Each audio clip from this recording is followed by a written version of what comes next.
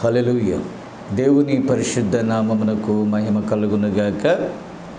నా ప్రియమైన దేవుని బిడ్డలారా, మరొక నూతన అంశముతో మీ వద్దకు రావటానికి ప్రభువు తన కృపను ఇచ్చిన్నాడు. దేవునికి స్తోత్రం. పిల్లరా, ఈ ప్రత్యేక సమయంలో అపోస్తులైన పేతురు రాసినటువంటి మొదటి పత్రిక 5వ అధ్యాయము 7 నుండి 10 వచనాలు నేను చదువుతాను. ఆయన మిమ్మును గూర్చి చింతించుచున్నాడు గనుక మీ చింత యావత్తు ఆయన మీద వేయుడి. నిబ్బరమైన బుద్ధి గలవారై మెలకువగా ఉండుడి. మీ విరోధి అయిన అపవాది గర్జించు సింహము వలె ఎవరిని మృంగుదునా అని వెదకుచూ తిరుగుచున్నాడు. లోకమందున్న మీ సహోదరుల యందు ఈ విధమైన శ్రమలే నెరవేరుచున్నవని ఎరిగి విశ్వాసమందు స్థిరులై వానిని ఎదిరించుడి. దేవునికి స్తోత్రం. అలాగే ప్రియులారా, ప్రకటన గ్రంథము 12వ అధ్యాయము వచనం 12 కూడా నేను చదువుతాను. అందుచేత పరలోక నివాసులరా ఉత్సహించుడి. భూమి సముద్రమా మీకు శ్రమ. అపవాది తనకు సమయము కొంచెమే అని తెలుసుకొని బహు క్రోధము గలవాడై మీ యొద్దకు దిగి వచ్చి ఉన్నాడని చెప్పెను. చిన్న ప్రార్థన చేద్దాం. ప్రేమగల మా తండ్రి, పరిశుద్ధుడు అయిన దేవా, నీకు వందనాలు, స్తుతులు, స్తోత్రాలు నాయనా. ఇదిగో ప్రభా, ఈ ప్రత్యేక సమయంలో నా ప్రభా, ఈ లేఖనము ద్వారా నీ బిడ్డలతో మాతో మీరు మాట్లాడండి నాయన. అలాగే ప్రభా, ఈ కాలమునకు ఈ ఘడియకు నీవిచ్చిన వర్తమానములలో నుండి నాయన ప్రభా, ఒక అంశమును మేము తీసుకొని నీ బిడ్డల యొద్దకు తీసుకొని వస్తున్నాం. నీ పరిశుద్ధాత్మ శక్తి ద్వారా అనేకుల హృదయాలలో ప్రభా ఈ వాక్యము నాయనా నిలిచి ఫలించి ప్రభా తమ్మును తాము సరిచేసుకోవటానికి సహాయం చేయండి. ప్రభా, నేను మాట్లాడితే దానివల్ల ఎంత మాత్రమును ప్రయోజనం లేదయ్యా. నీవు మాట్లాడండి. నీ స్వరము ఇప్పుడు మాకు కావాలి ప్రభువా. నాయన, నీ స్వరము మమ్మలను బ్రతికిస్తుంది. నీ స్వరము మమ్మలను బలపరుస్తుంది. నీ స్వరము ఆ రాకడలో కొనిపోబడుటకు తగిన శక్తినిస్తుంది. కాబట్టి ప్రభువా, ఈ సమయంలో ఈ లేఖనాన్ని నీవు తీసుకొని మాకు ఫలభరితముగా పంచిపెట్టమని యేసు నామమున అడుగుచున్నాము. Amen, amen. క్రీస్తునందు ప్రియులారా, చదవబడిన వాక్యమును దేవుడు దీవించునుగాక. పిల్లలు, ఇక్కడ మనం దయచేసి గమనించినట్లయితే సాతాను వానికి సమయము ముగింపుకు వచ్చినట్లుగా లేఖనాల్లో మనం చూస్తున్నామండి. వాడు ప్రతి గృహము తిరుగుచు గర్జించు సింహము వలె ఎవరిని మృంగటానికి అవకాశం దొరుకుతుందా అని వాడు ఎతుకుచూ తిరుగుచున్నాడని లేఖనంలో మనం చూస్తున్నాం. ప్రియమైన దేవుని బిడ్డలారా, అపవాది అనగానే ఒక క్యారెక్టర్కి ఒక పేరు పెట్టడం కాదు, లేకపోతే మనమేదో ఒక కథలు చెప్పుకోవటానికి, కాలక్షేపం చేసుకోవటానికి ఒక క్యారెక్టర్ని క్రియేట్ చేసి దాని మీద ఏదో కార్యాలు లేకపోతే ఏదో విషయాలు చెప్పుకోవటం కాదు. నిజముగా దేవుని వాక్యము సత్యమని నమ్మినట్లయితే, ఆమేన్, దేవుని వాక్యాన్ని మీరు విశ్వసించినట్లయితే అపవాది అనేవాడు ఒకడున్నాడు. అతడు సర్వమానవాళికి దేవునికి శత్రువు అని గ్రహించాలి. వాడెవడో కాదు కానీ పడిపోయినటువంటి ఆ దూతలలో ప్రధానిగా ఉన్నవాడని, ఒక కెరూబు అని లేఖనంలో మనం చూస్తున్నాం. ప్రియమైన దేవుని బిడ్డలారా, ఇవన్నీ కూడా ఆత్మలై ఉన్నాయి. కాబట్టి పిల్లరా, దయచేసి గమనించండి, ఈ ఆత్మలు సర్వలోకాలను అతలాకుతలం చేస్తూ ఉన్నాయి. కాబట్టి దేవుని యొక్క సృష్టిలో మానవుడు ఒక భౌతిక దేహంలో ఉన్నాడు, కానీ ఆత్మలు సంచారం చేస్తూనే ఉన్నాయి. కాబట్టి ప్రియులారా, ఈ దూతలు శరీరులు కారు, కానీ వారు ఆత్మలై ఉన్నారు. అయితే ఈ పడిపోయిన దూతలలో అనగా దేవునికి వ్యతిరేకం చేసిన దూతలలో ఎప్పుడైతే ఆ చెడు కార్యము అవి చేశాయో దేవుడు వాటిని శపించాడండి. అందుచేత దేవుడు చేసే ప్రతి పనిని అది చెడగొట్టాలనేదే దాని యొక్క ఆలోచన అయి ఉన్నది. ఆదికాండం మొదలుకొని ప్రకటన గ్రంథము వరకు మనము యోచన చేస్తే అనేక విషయాలు అక్కడ మనము చూస్తూ ఉన్నాము. దేవుడు తన పరిశుద్ధాత్మ ద్వారా మనకు వాటిని తెలియజేశాడు. అందుకంటే ముఖ్యముగా ఈ అంచె దినాలలో మనం ఉన్నామో, ఇప్పుడు మరింత విస్ఫుటముగా అదే పరిశుద్ధాత్మ తన ప్రవక్త ద్వారా మరింత విపులముగా మనకు తెలియజేశాడండి. సాతాను విషయంలో మనం ఎంతో అప్రమత్తంగా ఉండాలి. కానీ ఒక్క విషయం గుర్తుపెట్టుకోండి, వాడు బలవంతుడే కావచ్చు, కానీ మన దేవుడు సర్వశక్తిమంతుడు. సాతాను యొక్క తలను మన ప్రభువు కల్వరిలో చితక త్రొక్కాడు, అది త్రొక్కబడింది. కానీ మనం ఏం చేస్తున్నామంటే దాని గర్జనకు భయపడి మనము అటు ఇటు పరుగులు తీస్తున్నాం. అందుకే నా అంశము స్థిరమైన విశ్వాసముతో అపవాదిని ఎదిరించుడి. విశ్వాసములో మనము స్థిరముగా ఉండాలి. అపోస్తులు అదే చెప్తున్నారు, ప్రవక్తలు అదే చెప్తున్నారు. కాబట్టి నా ప్రియమైన దేవుని బిడ్డలారా, ఎందుకు అని అంటే ఈ అపవాది గర్జించు సింహము వలె తిరుగుచు వాడు ఎవరిని మృంగాలా అని వెతుకుచూ ఉన్నట్లుగా మనం చూస్తున్నాం. దయచేసి గమనించండి ప్రియులారా, వీని గర్జనకు పలువురు భయపడిపోతున్నారు. అనేకులకు శ్రమలు వస్తున్నాయి.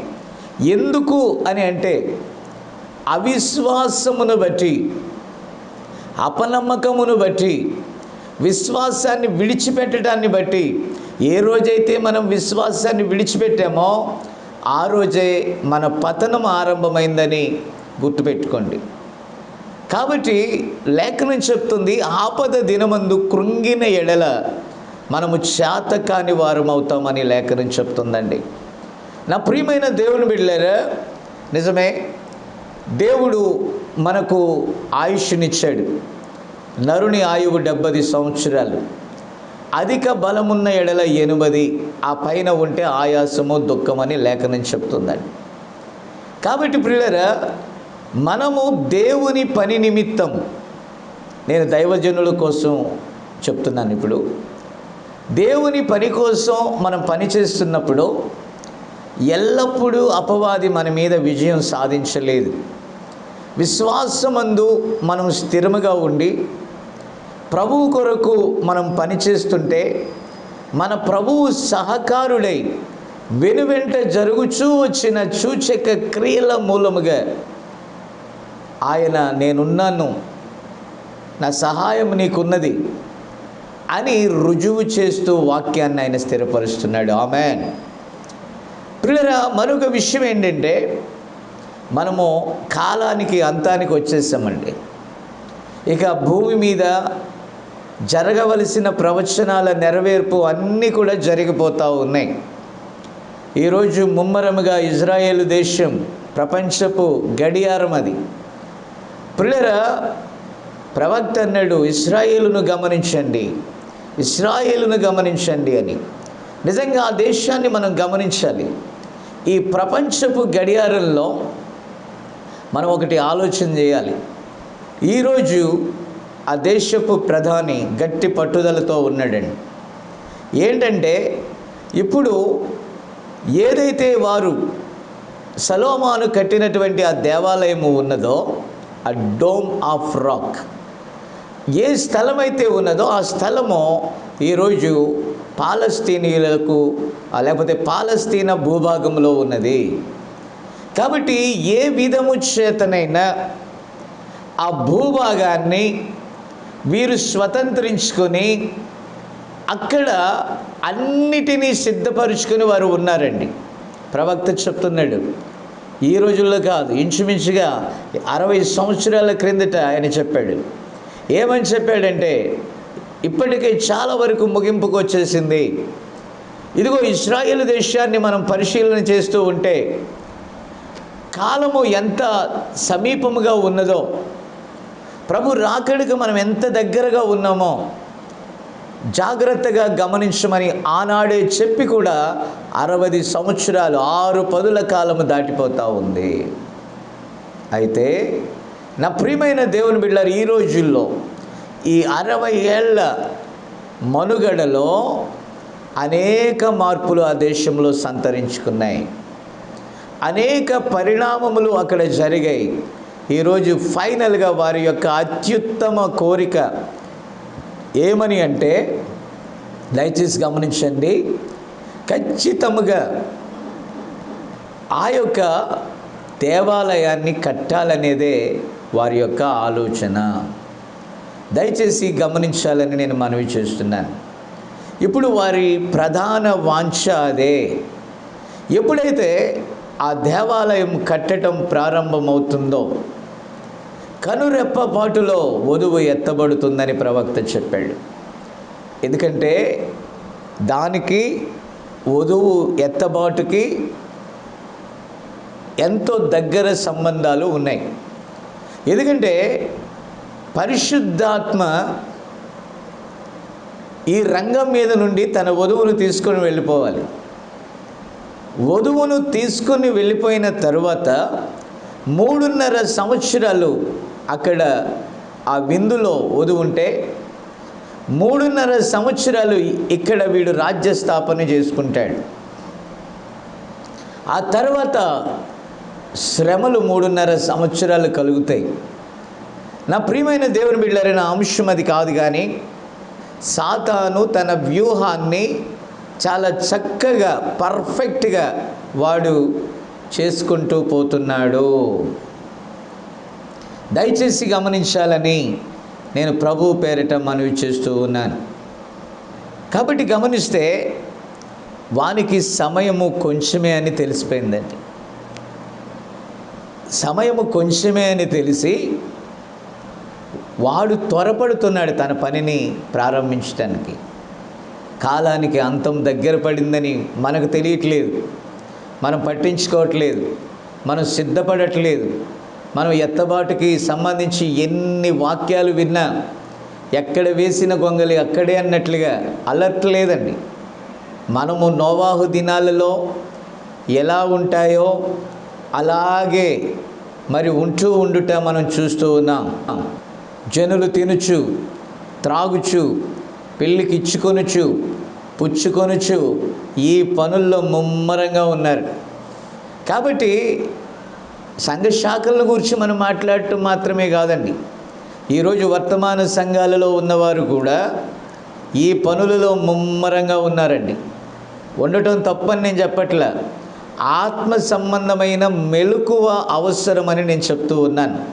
కాబట్టి పిల్లరా, ఈరోజు పరిశుద్ధాత్మ చేత నడిపించబడుతూ పరిశుద్ధాత్మ మనకి ఏదైతే తెలియజేస్తుందో దాని మీద శ్రద్ధ ఉంచకపోవటం విచారం. పనులు చాలా తీవ్రంగా చేసుకుంటూ పోతూ ఉన్నారు. ఇప్పుడు ఈ కరోనా ఎఫెక్ట్ రావటాన్ని బట్టి చర్చెస్ అన్నీ కూడా వర్క్ ఆపు చేసి ఉన్నాయి, వర్క్ అంతా ఆగి ఉంది. అయితే ఇప్పుడు అందరూ కూడా ఒకలాంటి ప్రాణ భయముతో ప్రపంచ పరిస్థితులు ఎలా ఉన్నాయో, ఇప్పుడు మనం ఈ గండము గట్టెక్కుతామా లేదా, మన దేశం గట్టెక్కుద్దా లేదా, మన రాష్ట్రం గట్టెక్కుద్దా లేదా, మన ప్రాంతం గట్టెక్కుద్దా లేదా, అది నిమ్మలం అవుతాయా లేదనే దాని మీదే ఉన్నారు. కానీ కనురెప్ప పాటులో ఆ ర్యాప్చర్ జరగటానికి ఈ సూచనలు బహు దగ్గరగా ఉన్నాయనే దాని మీద లక్ష్యం పెట్టట్లేదు. మనం ఎదురు చూడాల్సింది ఒక్కటే, ప్రభు యొక్క రాకడ కోసం మనం ఎదురు చూడాలి.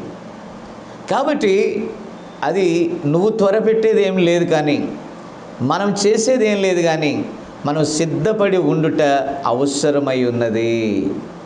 కాబట్టి నా ప్రియమైన దేవుని బిడ్డలారా, తనకున్నటువంటి అనగా అపవాదికి ఉన్నటువంటి సమయాన్ని వాడు త్వరపడుచు అని పని చేసుకుంటూ పోతున్నాడు.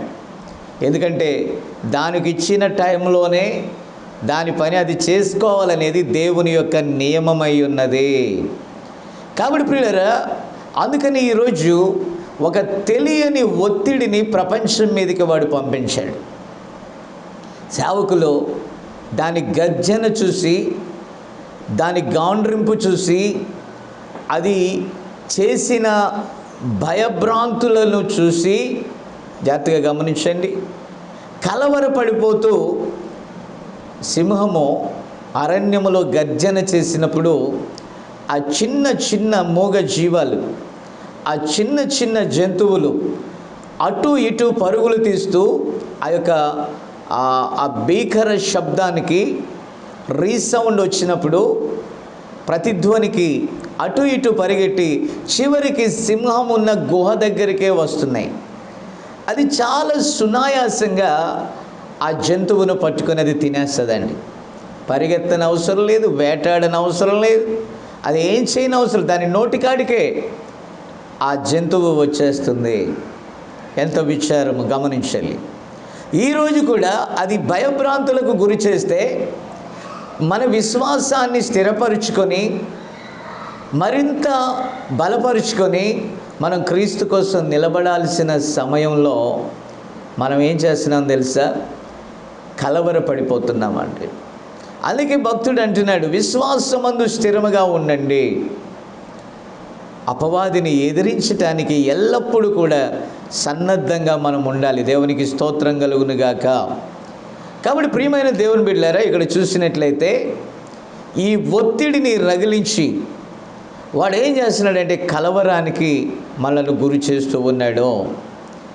అప్పుడు మనకేం కలుగుద్దో తెలుసా? స్లోగా దేవుడు ఉన్నాడా, మనం ఇంత పని చేస్తున్నామో, ఇంత కష్టపడుతున్నామో, ఇంతగా ప్రభు సేవ చేస్తున్నామో, ఇన్ని మీటింగ్స్ నిర్వహిస్తున్నామో, ఇన్ని ఆత్మలను మనం రక్షించి ఉన్నామో గమనించాలి.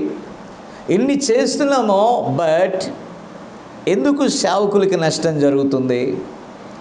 సేవ మీద అపవాది దాడి చేస్తున్నప్పుడు గమనించాలి. సేవ మీద అపవాది దాడి చేస్తున్నప్పుడు దేవుడు ఎందుకు స్పందించట్లేదు? ప్రియులారా, ఒక దినము పేతురు అలాగే మిగతా శిష్యులు ఆ నావలో ఉన్నారు. ప్రభువు ఆ సముద్రం మీద నడిచి వస్తూ ఉన్నాడు. అప్పుడు పేతురు అన్నాడు, ప్రభువా నీవే అయితే నేను కూడా నడిచి వస్తాను అన్నాడండి. దయచేసి గమనించాలి. ప్రియులారా, ప్రభు అన్నాడు రా అన్నాడు. ఇప్పుడు పేతురు ఆ నీటి మీద దిగాడు. దయచేసి గమనించాలని మనం చూస్తున్నాను. ప్రియులారా, మీరు ఎన్నో ప్రసంగాలు విని ఉంటారు, ఎన్నో మీకు తెలియంది కాదు, మీరు నమిలి ఊసేశారు ఈ ప్రసంగాలన్నీ. నేను మీ అంత ప్రసంగికుడిని కాదండి. అయినప్పటికీ దేవుడు నాకు ఇచ్చిన ఆ తలాంతులో దేవుడు నాకు తెలియచేసిందే నేను మీ ముందు ఉంచుతున్నాను. కాబట్టి ప్రియులారా, ఈ అపవాది ఎంత చురుకైన వాడో తెలివైన వాడో మనకు తెలియనిది కాదండి. కాబట్టి ప్రియులారా, దయచేసి గమనించండి. పేతురు ధైర్యంగా నీటి మీదకి దిగాడు, నీటి మీద నడుస్తూ ఉన్నాడు. ఆ యొక్క జలముల మీద నడవటం నూతన అనుభవం. అలాగే మనము కూడా క్రీస్తు యొక్క సువార్తలో పలుమార్లు ఈ సందర్భాన్ని ప్రవక్త కూడా చెప్పాడు. ప్రియులారా, మనం దయచేసి గమనించినట్లయితే ఆ నూతన అనుభవంలో దాని మీద నడవటం ఎంతో చక్కగా ఉంది, అది నూతన అనుభూతి, చాలా వండర్ఫుల్. అయితే అపవాది ఏం చేశాడు? వాడు గర్జించు సింహమో అని నేను చెప్పాను, లేఖనం కూడా అలా చెప్పింది. కాబట్టి మనం చదువుకున్నాం, లేఖనంలో అలా ఉంది. దేవుని స్తోత్రం.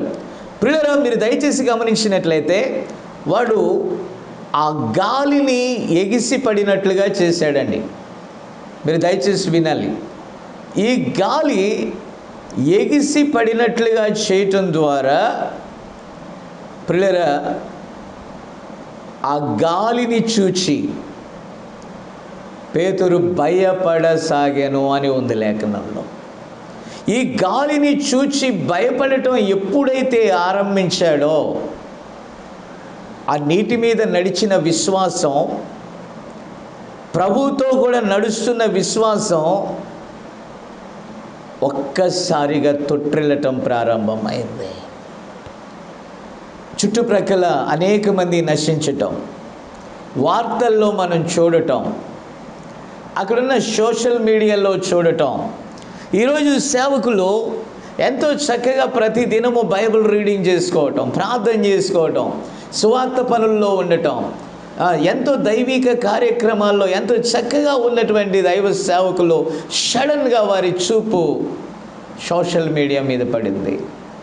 ఎక్కడ ఎవరు చనిపోయారు, ఎక్కడ పరిస్థితులు ఎలా ఉన్నాయి, మన జిల్లాలో కేసులు ఎలా ఉన్నాయి, ఎడమ కుడి ఎడమల ప్రజలు ఎలాగ నశిస్తున్నారు, మన గృహాల పరిస్థితి ఎలా ఉంది, చుట్టుప్రక్కల ఎంతమందికి ఎడిక్ట్ అయింది, వారు ఆ పరిణామ స్థానం లేకపోతే వారి యొక్క పరిస్థితులు ఎలా ఉన్నాయి, దాని వ్యాప్తి ఎలా ఉంది, తద్వారా దానివల్ల కలిగేటటువంటి పరిణామాలు ఎలా ఉన్నాయి, ఈ ఆక్సిజన్ లెవెల్స్ తగ్గిపోవటం, బలహీనతలు ఎలా ఉన్నాయి, దాని సిమ్టమ్స్ ఎలా ఉన్నాయి అనే వాటి మీద కాన్సన్ట్రేషన్ ఎక్కువైపోయింది. ప్రియులారా, అది నీ ఏకాగ్రతను దేవుని మీద నుండి అది గట్టిగా గర్జించి నీ ఆలోచనలను డైవర్ట్ చేస్తుంది. మీరు మన ప్రవక్త చెప్పినట్టుగా ఆదాము హవ్వలు ఏదెను తోటలో దేవుడు సెలవిచ్చిన మాదిరిగా వారు జీవిస్తూ అక్కడ ఉన్న సమస్తమును వారు స్వేచ్ఛగా తినుచు అక్కడ ఎంతో సంతోషముగా, చివరికి మరి ఆ యొక్క నక్షత్ర మండలంలోనికి కూడా వెళ్ళుచు ఆ సూర్యునితో చంద్రునితో ఎంతో స్వేచ్ఛగా గడిపేటటువంటి వారు ఆజ్ఞాపిస్తే ఆ చెట్టు అక్కడ నుండి వెళ్ళి వేరొక చోటకు వెళ్ళాలంటే ఆజ్ఞాపిస్తే జరిగేది. అంత గొప్ప అధికారం కలిగినటువంటి ఆదాము హవ్వలు దైవ కుమారులుగా, దేవుని పిల్లలుగా ఆమేన్ ఉన్నటువంటి వారు ఏనాడైతే హవ్వ అపవాది చేత మోసగించబడటం మొదలైందో, ఆమె ఆలోచన దాని వైపుగా డైవర్ట్ అయిందో, ఎప్పుడైతే అటువైపుగా ఆలోచనలు త్రిప్పుకుందో వెంటనే వాక్యము నుండి తప్పిపోవటం ప్రారంభమైంది. దేవుడు ఏదైతే చేయవద్దన్నాడో, దేవుడు ఏదైతే తినవద్దన్నాడో, ఏ పని అయితే నేరము అని దేవుడు మరి హెచ్చరిక చేశాడో అదే పనిని చేయటానికి ఆమె తెగించింది. కారణం టెంప్టేషన్, ఒత్తిడి కలిగించింది. ఆ ఒత్తిడిలో ఆమె చేయకూడదని తెలిసినా చేసింది. అలాగే ఆదాము కూడా అదే ఒత్తిడి చేత అదే కార్యాన్ని చేసి దేవుని మహిమను పోగొట్టుకున్నారు. కాబట్టి నా ప్రియమైన దేవుని బిడ్డలారా, తద్వారా వారి స్వాతంత్ర్యాన్ని పోగొట్టుకున్నారు, వారి స్వాతంత్ర్యాన్ని అమ్ముకున్నారు. తద్వారా అపవాది వారిని బంధించింది. తద్వారా మరి ఆ మరణము క్రమంగా వారిలో వ్యాపించింది.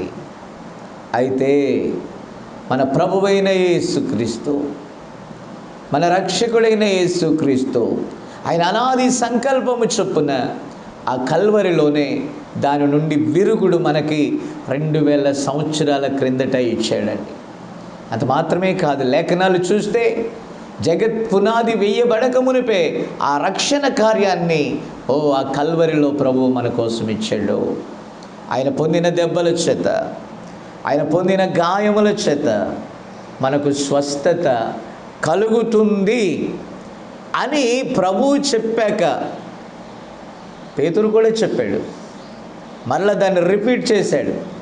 ప్రియులు, మీరు దయచేసి వినండి. ఆయన చెప్పిన తర్వాత, అపోస్తలులు చెప్పిన తర్వాత, భక్తులు చెప్పిన తర్వాత ఇంకా మనం సందేహించటమే ఈ గర్జించు సింహము యొక్క ఎఫెక్ట్.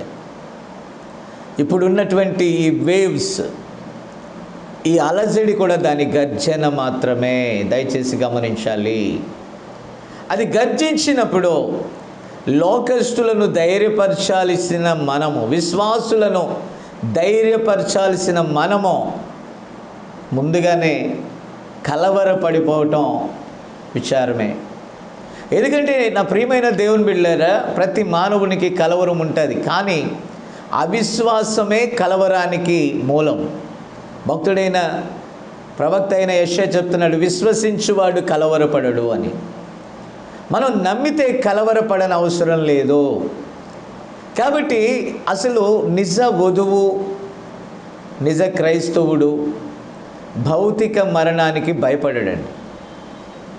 ఆఖరి నిమిషము వరకు విశ్వాసములో నిలబడి అతడు అందరి కోసం విశ్వాస పోరాటం చేస్తూనే ఉంటాడు. Praise the lord. కాబట్టి ప్రియులారా, దయచేసి గమనించండి.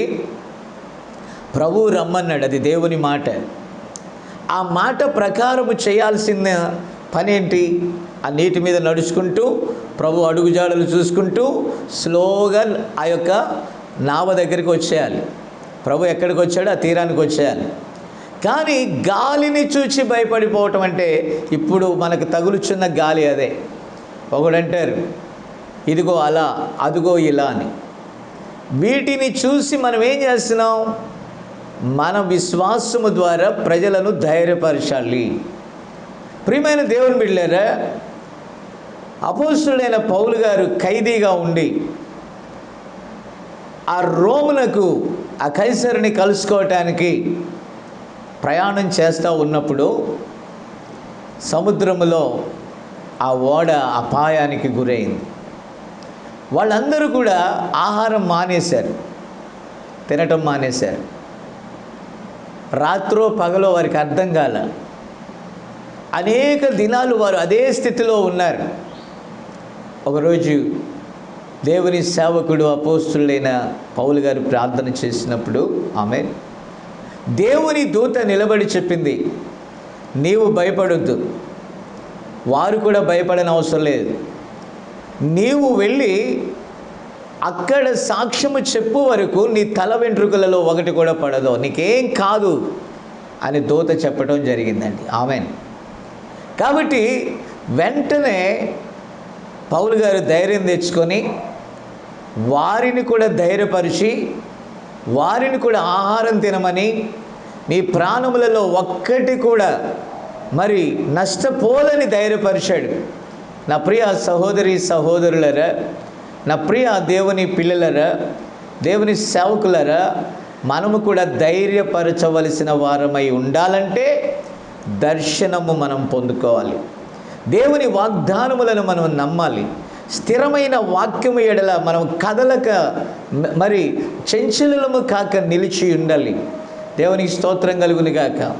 ఆ రీతిగా మనము నిలిచి ఉన్నట్లయితే నా ప్రియమైన దేవుని బిడ్డలారా, అపవాదిని ఎదిరించడానికి శక్తి గలవారమై ఉంటాం. దేవునికి స్తోత్రం.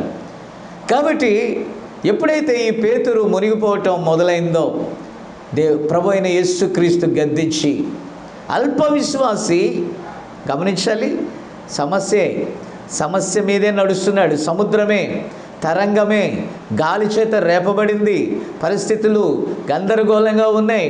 కానీ ఎప్పుడైతే సందేహం వచ్చిందో సాతానుగాడికి, చాలా సులువైన మార్గం ఏంటో తెలుసా?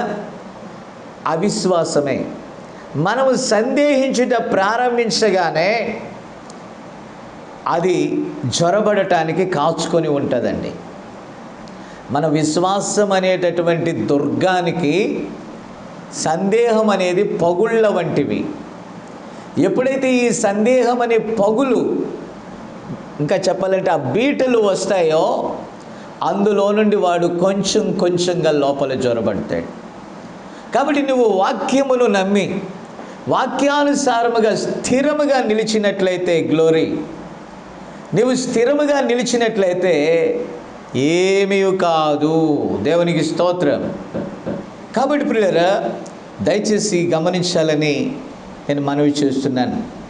కాబట్టి ప్రభువు పైకి తీసి సందేహించవద్దు అన్నాడు. ఈరోజు ఆ హెచ్చరిక మనకే. కాబట్టి మనం ఎప్పుడైతే సందేహించడం ప్రారంభించి మనం కూడా కృంగిపోవటం ప్రారంభిస్తామో, అపవాది దానికి అనువుగా మార్చుకుంటుందండి. ప్రియులారా, ఇంతకాలము మన విశ్వాసం, ఇంతకాలం మన సువార్త సేవ, ఒక్క శ్రమను కూడా మనం దాటుకోకపోతే, ఒక్క ఆ యొక్క శోధన కూడా మనం ఎదుర్కోకపోతే, మన విశ్వాసానికి పరీక్షలు లేకపోతే విజయం ఎక్కడి నుండి వస్తుందండి? కాబట్టి ప్రియులారా, భయపడవద్దు, దిగులు పడవద్దు. మరణము వరకు నమ్మకముగా ఉండుమో, నేను నీకు జీవ కిరీటాన్ని ఇస్తానని దేవుడు చెప్పాడు. మన నమ్మకాన్ని కోల్పోకూడదు, ఇతరుల నమ్మకాన్ని మనం నిర్వీర్యం చేయకూడదు. సాధ్యమైనంత వరకు ధైర్యపరిచే మాటలే మనం మాట్లాడాలి. లోకస్తుల మాటలు తెచ్చి, లోకాన్ని తెచ్చి పరిశుద్ధమైన వాక్యంలో కలపకూడదు. లోకస్తులు అదంటారు, ఇదంటారు, అవి అంటారు, ఇవంటారు, ఏంటేంటో అంటారు. విశ్వాసి ఆ యొక్క 7వ పరిమాణంలో ఉన్నాడు. ఇప్పుడు 5 ఇంద్రియాలు మనకున్నాయి. విశ్వాసం అనేది 6వ ఇంద్రియం అని ప్రవక్త అన్నాడు. ఈ 6వ ఇంద్రియము పవర్ఫుల్ అండి. విశ్వాసము ద్వారా వారు రాజ్యాలను జయించారు. విశ్వాసము ద్వారా వారు సింహాల నోర్లను మూశారు. విశ్వాసము ద్వారా ఖడ్గ దారులను చల్లార్చారు. వారు విశ్వాసము ద్వారా ఎర్ర సముద్రమును చీల్చి వెళ్ళారు. ఈరోజు విశ్వాసమే మన ఆయుధం, వాక్యమే మన ఖడ్గం, ప్రార్థనే మన ఊపిరి. ఆ రీతిగా గనుక మనం ఆ విశ్వాసం అనే డాలును పట్టుకొని దేవుని వాక్య ఖడ్గముతో నిలిచినట్లయితే, ప్రార్థనల్లో పట్టుదల కలిగినట్లయితే, అదే దేవుడు ఈనాడు ఉంటాడు, రేపు కూడా ఉంటాడండి. అందుకే ప్రవక్త పలుమార్లు చెప్పాడు, హెబ్రీ 13:8, ఆయన నిన్న నేడు నిరంతరము మారని దేవుడు. ఆ యొక్క కాన్ఫిడెంట్ మనకు రావాలి. మనం గొప్పగా సబ్జెక్ట్ చెప్పగలం, గొప్పగా బోధలు చేయగలం. మన యొక్క విశ్వాసం కంటే మనం బోధించే బోధలు చాలా గొప్పగా ఉంటాయి. ప్రజలను అట్రాక్ట్ చేస్తాయి, ప్రజలను ఉజ్జీవింపజేస్తాయి, ప్రజలను ఉబ్బి తబ్బిబ్బయ్యేటట్టుగా చేస్తాయి.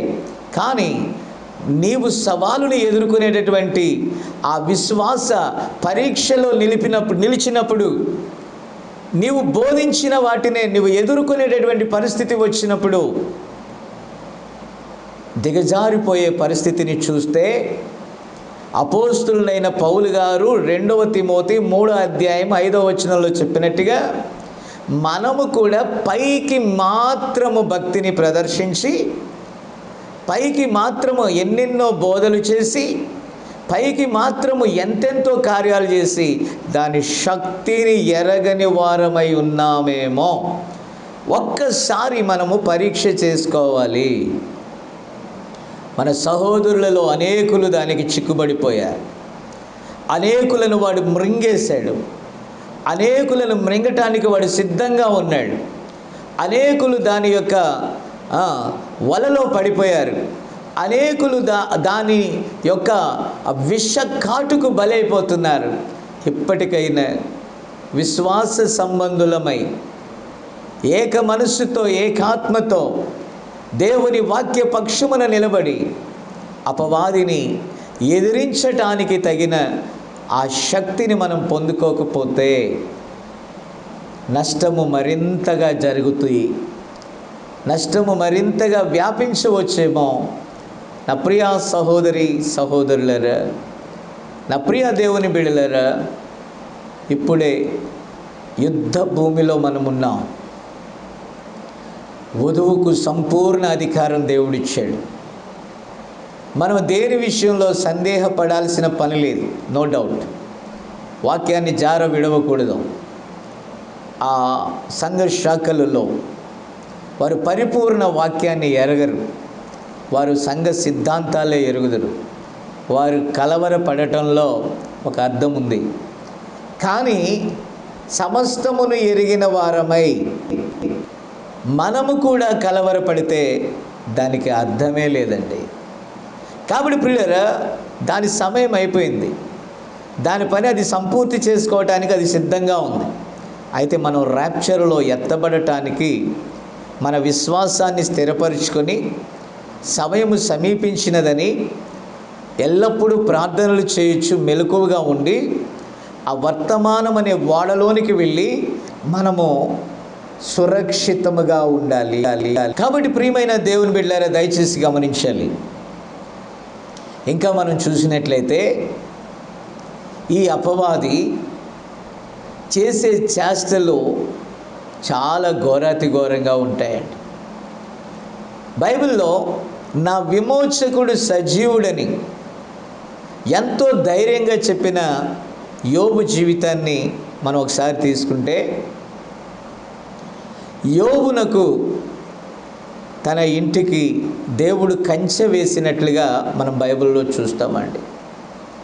అపవాది అంది, అతని ఇంటికి నువ్వు కంచె వేశావు, అతడు ఏది పట్టుకుంటే అతనికి ఆశీర్వాదం కలుగుతుంది, అదంతా కూడా నీవు తొలగించటానికి నాకు అవకాశం ఇస్తే,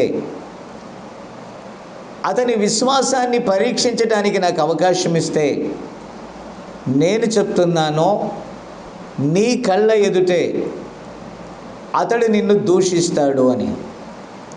ప్రియమైన దేవుని బిడ్డలారా, ఈరోజు అదే సవాలు ఈనాటి వధువు మీద దేవుడు చేయలేదా? అంటే సాతానుగాడు సవాలు చేస్తే ఇప్పుడు దేవుడు దానికి ఒకవేళ అప్పగించాడేమో, ఒకవేళ పరీక్షించబడటానికి అవకాశం ఇచ్చాడేమో. నా ప్రియమైన దేవుని బిడ్డలారా, ఒకసారి ఆలోచన చేయాలని నేను మనవి చేస్తున్నానండి. కాబట్టి దేవుడు పర్మిషన్ ఇచ్చాడు. ఆ పర్మిషన్ ఇచ్చినప్పుడు యోబులో ఉన్న ప్రత్యక్షత ఏంటో తెలుసా? ఎల్లప్పుడూ ప్రభువు పక్షానే ఉండాలి. ఏదైనా జరగని ప్రభువు పక్షానే ఉండాలి. ఒకే రోజులో జరగాల్సిన నష్టాలు జరిగిపోయాయి. పశువులు పోయింది, ఆస్తి పోయింది, పిల్లలు పోయారు, అన్నీ పోయారు. రౌండ్ 1 మొదటి వేవ్. ఈ మొదటి వేవ్లో జరగవలసిన నష్టాలన్నీ జరిగాయి. ఇప్పుడు ఇక రెండవ రౌండ్. ఇప్పుడు ఏమని అంటుంది? మొదటి రౌండ్లో నష్టాలన్నీ జరిగితే ఒకటే మాట అన్నాడు, దేవుడిచ్చాడు, దేవుడు తీసుకున్నాడు, దేవుని నామమునకు మహిమ కలుగునుగాక అని చెప్పేసి ధైర్యం తెచ్చుకున్నాడు. దేవునికి స్తోత్రం. అంటే అక్కడ కూడా ప్రభువుని గణపరిచాడు. ఇక సెకండ్ వేవ్ వచ్చిందండి, గుర్తుపెట్టుకోండి. ఈ సెకండ్ వేవ్లో మీరు దయచేసి చూస్తే యోబు యొక్క ఆరోగ్యాన్ని దెబ్బతీసింది.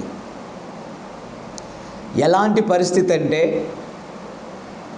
అక్కడ ఉన్నటువంటి ఆ నీచమైన స్థలంలో, ఆ ఎరువు పారవేసే స్థలంలో, ఆ పెంట కుప్పల మీద ఆ ఒక చిల్ల పెంకు తీసుకొని తన నడినెత్తి నుండి అరికాలు వరకు వచ్చినటువంటి ఆ యొక్క కురుపులు, గాయాలు, కట్టుకున్నట్టే కట్టుకొని పగిలిపోవటం, రసికారటం, భరించరాని ఒక వ్యాధి అది.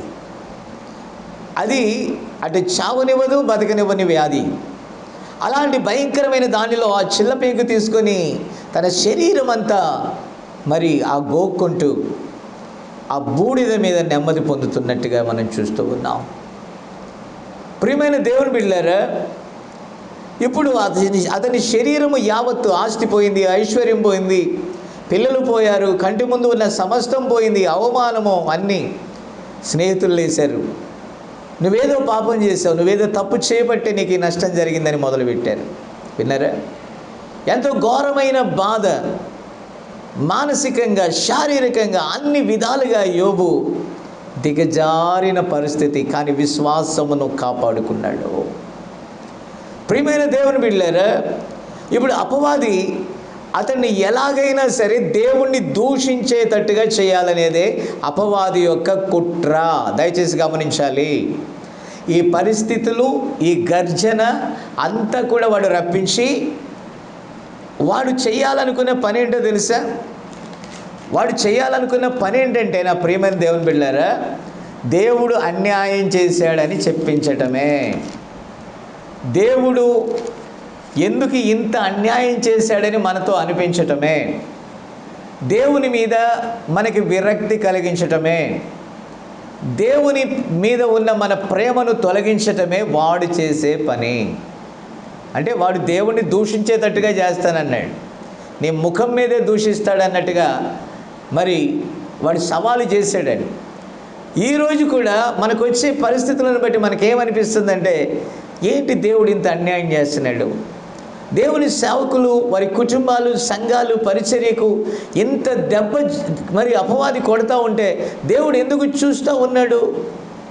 దేవుడు ఎందుకు పట్టించుకోవట్లేదు అనేటటువంటి బాధ మనకు కలుగుతూ ఉంటుంది. కానీ ఎన్నడూ కూడా మన విశ్వాసమును మనం పోగొట్టుకోకూడదు. ఎన్నడూ కూడా దేవుని ఎడల ఉన్నటువంటి ఆ విశ్వాసములో, ఆ నమ్మకములో మనము దిగజారకూడదు. దిగజారాలనేదే అపవాది యొక్క కుట్ర అని గమనించాలని మనవి చేస్తున్నాను. వాడి గర్జన అదే. దయచేసి గమనించాలని మనవి చేస్తున్నాను. ఆనాటి నుండి ఈనాటి వరకు ప్రతి సంఘ కాలంలో సంఘాలను వాడు చెల్లాచెదురు చేశాడు. అలా ఈ 7 సంఘకాలాలు దాటుకొని వచ్చి ఈరోజు వాడు వధువు దగ్గర కాచుకొని ఉన్నాడు. మీరు అనుకున్నట్టుగా ఈ గలిబీలంతా సంఘ శాఖల కోసం రాలేదు, అన్యజనుల కోసము రాలేదు, మన విశ్వాసానికి పరీక్ష పెట్టడానికే వచ్చిందని మనం ఎందుకు అనుకోకూడదు. దయచేసి గమనించాలని నేను ప్రభు పేరిట మనవి చేస్తున్నాను. ఇక అపవాది యొక్క టార్గెట్ టైం అయిపోతుంది. యోబుకి ఇచ్చిన గడువు అయిపోతుంది. యోబు విషయంలో వాడు శోధించాల్సిన టైం అయిపోతుంది. టైము దగ్గర పడుతుందని వాడెళ్ళి స్నేహితులను రెచ్చగొట్టాడు. ఇక కుదరట్లేదని స్వంత భార్యనే రెచ్చగొట్టాడు. కాబట్టి ఆమె అంటుంది, ఎంతకాలం నువ్వు విశ్వాసంతో ఉంటావు? ఎంతకాలం దేవుడు దేవుడు భక్తి భక్తి అంటావు? ఇప్పుడు నీవు నీ నోటితో ఆయన దూషించి చనిపో, సంతోషంగా చనిపో, ఇక ఇంతకంటే వేరే మార్గం లేదని చెప్పించాలని చూస్తే యోబు ఒప్పుకోలేదండి. నా ప్రియ సహోదరి సహోదరులారా, మీరు ఒప్పుకోకండి దేవుడు చెడ్డవాడంటే, దేవుడు అన్యాయస్తుడంటే ఒప్పుకోకండి. దేవుని మీద అబండాలు వెయ్యాలని అపవాది ప్రేరేపిస్తే మీరు ఒప్పుకోకండి. దేవుని యందే విశ్వాసం ఉంచండి, కడ వరకు విశ్వాసం ఉంచండి. దేవునికి స్తోత్రం. హల్లెలూయా. విశ్వాసాన్ని కాపాడుకోండి. ఇవి కేవలం తాత్కాలిక శ్రమలే. ఈ తాత్కాలిక శ్రమలలోనే దేవుని విడిచిపెడితే చాలా భయంకరమైన తీర్పులు ఈ ప్రపంచానికి రానై ఉన్నాయి. చివరికి ఇది కాలి బూడిదైపోయేటటువంటి పరిస్థితులు ఉన్నాయి. ఆ ఘోర విపత్తు ఇంకా రాలా. ఇప్పుడు తాత్కాలికమైన తీర్పు మాత్రమే. ఈ తీర్పుకే మనం తల్లడిల్లిపోతే వధువు ఎన్నడూ కూడా శ్రమలలో ఉండదు. ఆ మహాశ్రమలు రాకముందే వధువును దేవుడు తన యొద్దకు చేర్చుకుంటాడు. ఆ మధ్యాకాశానికైనా చేరుస్తాడు. కాబట్టి నా ప్రియమైన దేవుని బిడ్డలారా, దయచేసి గమనించాలి. ఇప్పుడు యోబు అంటున్నాడు, మూర్ఖురాలు మాట్లాడినట్టుగా నువ్వు మాట్లాడు. ఆయన ఇచ్చినప్పుడు సంతోషించావు, ఇప్పుడు లేనప్పుడు కూడా నువ్వు సంతోషించాలి అని. అక్కడ కూడా గ్రేట్ మెసేజ్ ఇస్తున్నాడండి. నిజంగా ఎంత గొప్ప విశ్వాసం. ఈరోజు మనకి పరిస్థితులు ఎంత దారుణంగా దిగజారిపోయినా, ఆ పరిస్థితులు నిరాకారంగా శూన్యంగా నువ్వు అనిపించినా, దేవుని వాక్యాన్ని గట్టిగా పట్టుకో, దేవుని వాగ్దానాన్ని గట్టిగా పట్టుకో, నీ విశ్వాసమును స్థిరముగా కాపాడుకో. యోబు పలికినట్టుగా, నా విమోచకుడు సజీవుడు, ఇదే శరీరముతో నేను చూస్తానంటే ఆ మాటను దేవుడు నెరవేర్చాడండి. ఆ పునరుద్ధాన శక్తిని ప్రకటించాడో, ఈరోజు మనం కూడా క్రీస్తు పునరుద్ధాన శక్తిని మనము ప్రకటించాలి. మన స్వస్థత పునరుద్ధాన సూచనల్లో ఒక సూచన. మన హీలింగ్, మనం స్వస్థపరచబడతాము అనటానికి సూచన. ఆ మురిగిపోయిన కుళ్ళిపోయిన ఎముకలు తిరిగి ఏ రీతిగా శరీరాన్ని సంతరించుకుంటాయో, చెడిపోయిన భాగాలు, చెడిపోయిన పరిస్థితులు, చెడిపోయిన ఆరోగ్యం, దిగజారిపోయిన ప్రతీది కూడా తిరిగి పునరుద్ధరించబడటమే పునరుద్ధాన సూచన. కాబట్టి ఆ పునరుద్ధాన విశ్వాసమును మనం ప్రకటిస్తూ ఉన్నప్పుడు, గ్లోరీ, దాన్ని మనం ప్రకటిస్తూ ఉన్నప్పుడు నా ప్రియమైన దేవుని బిడ్డలారా, అపవాది పారిపోతాడండి. అపవాది పారిపోతాడు, వాడు నిలవలేడు. యోబును ఏమి చేయలేకపోయాడు. యోబు యొక్క విశ్వాసము చేత తన ప్రాణాన్ని ఆయన దక్కించుకున్నాడు. ఈరోజు కూడా మన విశ్వాసము చేత మన ప్రాణాలను మాత్రమే కాదు, మన ఆత్మను కూడా మనం దక్కించుకోవాలి. దేవునికి స్తోత్రం కలుగునుగాక. హల్లెలూయా. ఇక్కడ ఒక మాట చెప్తున్నాను, మరణము వరకు నమ్మకంగా ఉండాలి. వాడు చేసే పని ఏంటంటే, విశ్వాసములో నుండి మనలను తప్పించాలనేదే వాడు చేసే భయభ్రాంతులకు కారణం. వాడు బెదిరిస్తాడు, అదిరిస్తాడు, గందరగోళం చేస్తాడు, ఏదో అయిపోయింది అనుకుంటాడు, నువ్వు అయిపోయావని చెప్తాడు. కాబట్టి ప్రియులారా, వాని అస్త్రాలు ఈ వ్యాధులు, మరణ భయాలు, భయభ్రాంతులకు గురి చేయటం, చివరికి మీ దేవుడు ఏడి అని చెప్పటం, చివరికి ప్రజలు అందరూ కూడా దేవుని మీద నమ్మకం లేని స్థితికి రావటం, స్థిరమైన విశ్వాసాన్ని కోల్పోయి అవిశ్వాసులుగా మిగిలి దేవునిని నిందించాలనేదే వాడి ప్రగాఢ కోరిక. అర్థమైందా? కాబట్టి ప్రియులారా, ఇక్కడ వాడు చేసేటటువంటి పని ఏంటంటే, తాను దేవుడినని అనిపించుకోవాలి. అనేక అద్భుత కార్యాలు, సూచక్రియలు వాడే చేయాలి.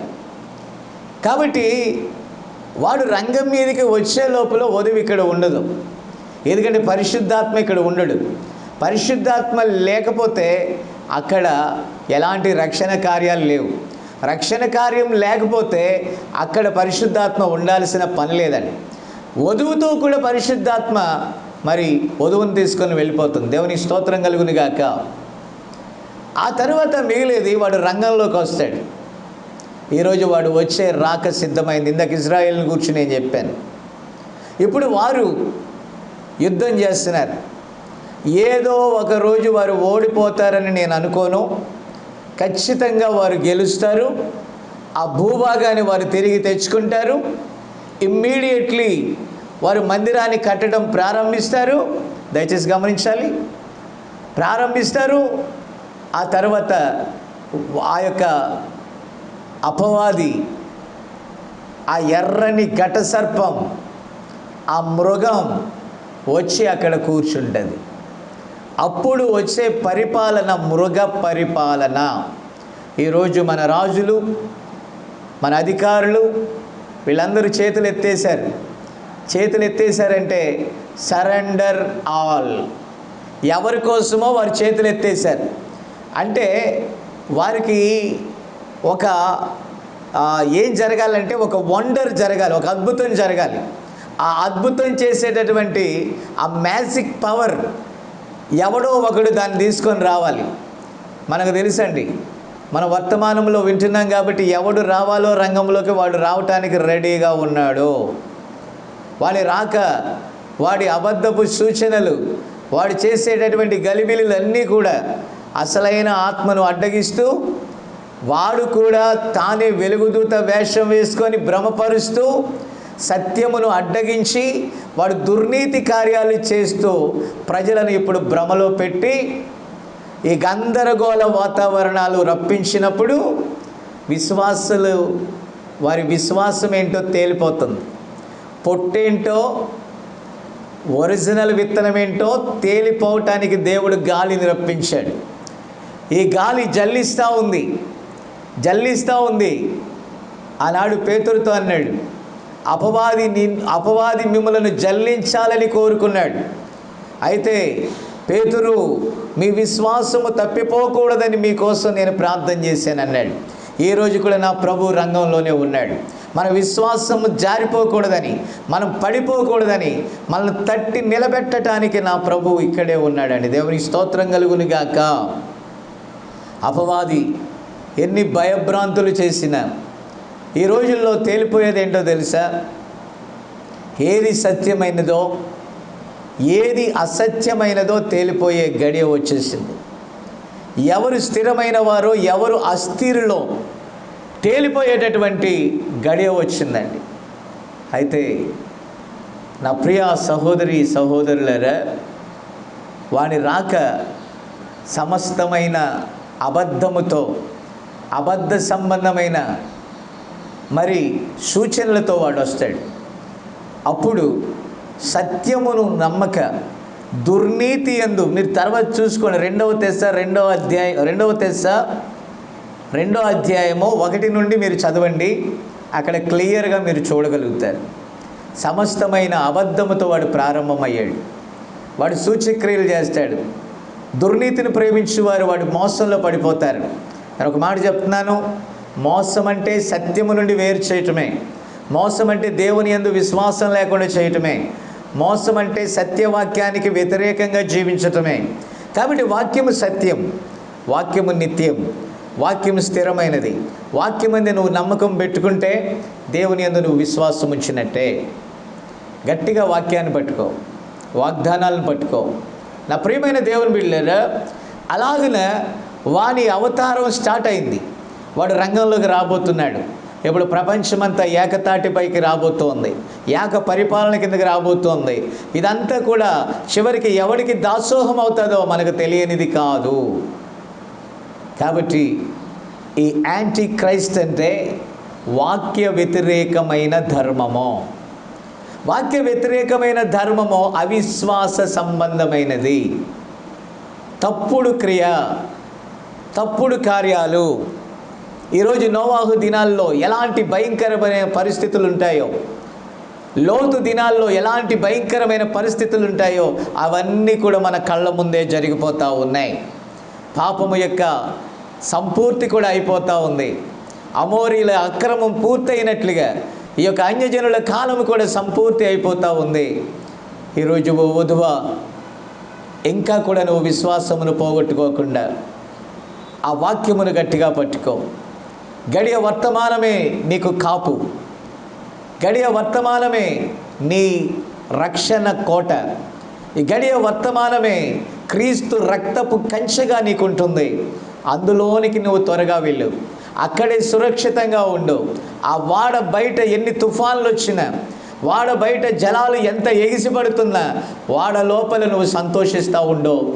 ఏది నిన్ను తాకదు, తాకజాలదు.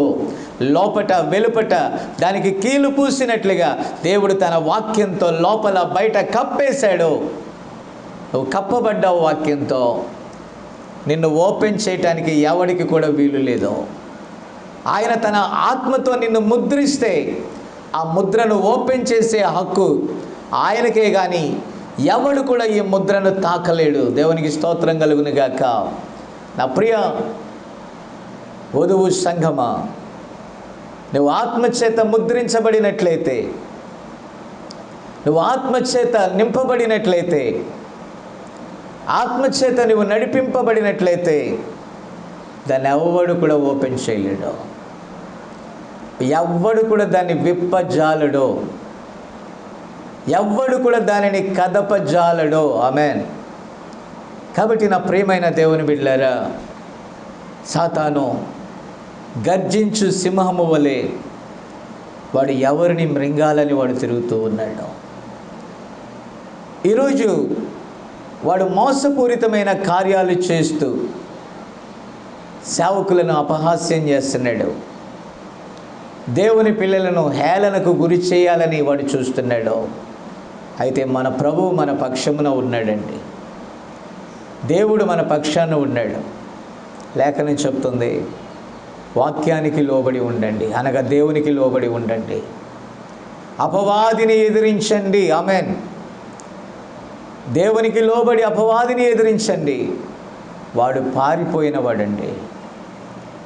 ఏ రోజు ఎలాగైతే మన ప్రభు అపవాది యొక్క తలను చితగద్రొక్కాడో అదే అధికారం మనకి ఇవ్వలేదా? ఒక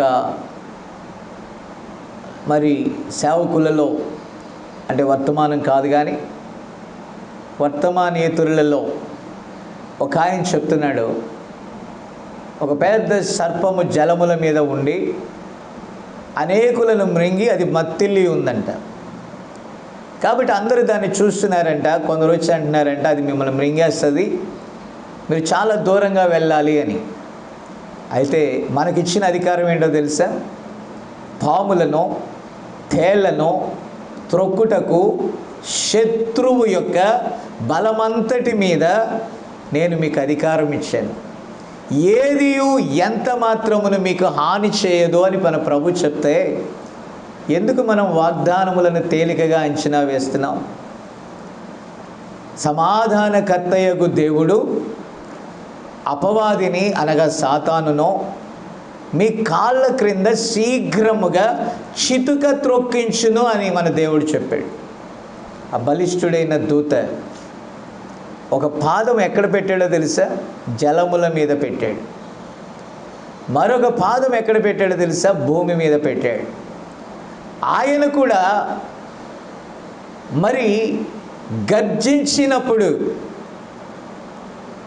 7 ఉరుములు వాటి శబ్దాలు పలికాయి. నా ప్రియమైన దేవుని బిడ్డలారా, ఇక్కడ కూడా ఒక గర్జన ఉంది.